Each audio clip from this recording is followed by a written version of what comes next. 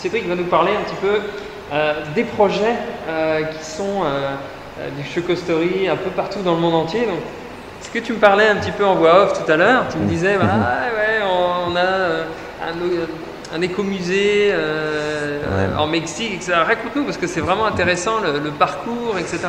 Alors, on a été un petit peu mordu par le virus du chocolat. Quand on a démarré ici, on ne s'attendait pas à ce que ça prenne cette ampleur.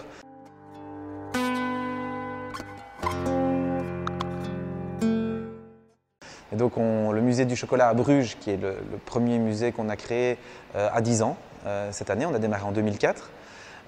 Derrière ça, on a créé deux autres musées à Bruges, un musée de la lampe qui abrite la collection de mon papa. On a également fait un musée de la pomme de terre et de la frite à Bruges. Mais on ne s'est pas arrêté là. On a continué avec des musées du chocolat. Donc on a ouvert un musée du chocolat à Prague, en Tchéquie, en association avec un Brugeois qui est marié avec une Tchèque.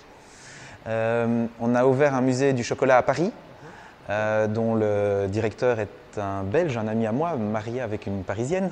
Ça marche toujours très bien. Et alors, par la suite, on a voulu aller plus loin. Et donc là, on a carrément traversé l'océan et on s'est dit on va faire un musée là où se trouve le chocolat, de là où il est originaire, au Mexique. Et donc on avait un projet qui est maintenant abouti. On a notre premier musée, et c'est un éco-musée qui se trouve à Uxmal, qui est dans le Yucatan, dans le sud du Mexique, tout près d'un site archéologique. Et donc pourquoi un écomusée? On ne voulait pas faire à nouveau un musée historique, pièces anciennes comme on a ici, puisque là-bas ils connaissent l'histoire vu que c'est chez eux.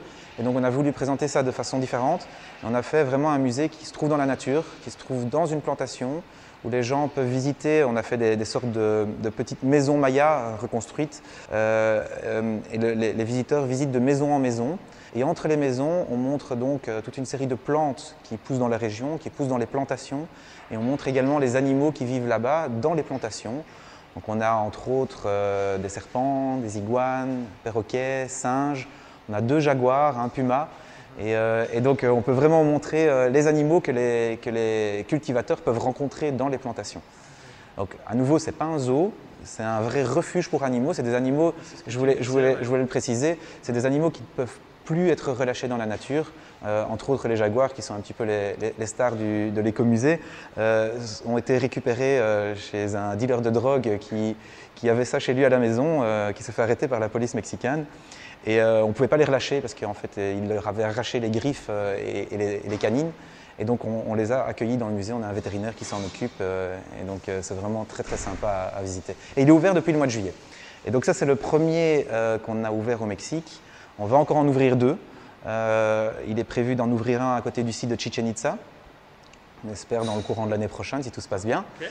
Et Mexico City, d'ici 2 ans. Okay, donc à peu près. Voilà. Plein de projets voilà, sur, également.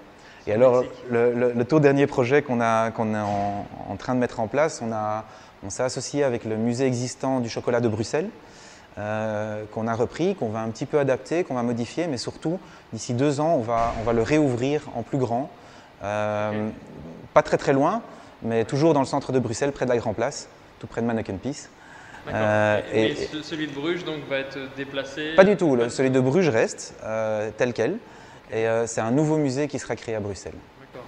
Voilà. Quelque chose de plus grand? On va dire différent de Bruges. On ne va pas refaire une copie de Bruges, ça n'a pas de sens. On va dire aussi grand qu'à Bruges, peut-être on va dire même un peu plus grand. Et on va aller de ce côté-là plus vers un musée plus, je vais dire, sensoriel, expérimental. On aura la partie musée avec des pièces anciennes, mais on va aller quand même un peu plus vers l'émotionnel. Ok, super. Tu parlais dans une précédente vidéo, pas de jeu d'attraction pour les enfants ou pour les parents. Alors là, pas encore, parce que là, je pense qu'il faut encore une superficie plus importante. Et dans le cœur d'une grande ville, c'est pas évident à trouver. Mais c'est vrai que j'ai déjà visité quand même pas mal d'endroits dédiés au chocolat dans le monde, puisque l'année avant l'ouverture du musée du chocolat de Bruges, j'ai passé 1 an à visiter des musées. C'est quand même agréable comme boulot. C'est sympa, ouais. Et entre autres, j'ai voyagé dans plusieurs villes et pays pour voir ce qui existait déjà. Et donc, on a vu, il y a vraiment beaucoup de choses et il y a moyen de faire des très belles choses. Donc, on ne sait jamais, peut-être à l'avenir. Pourquoi pas?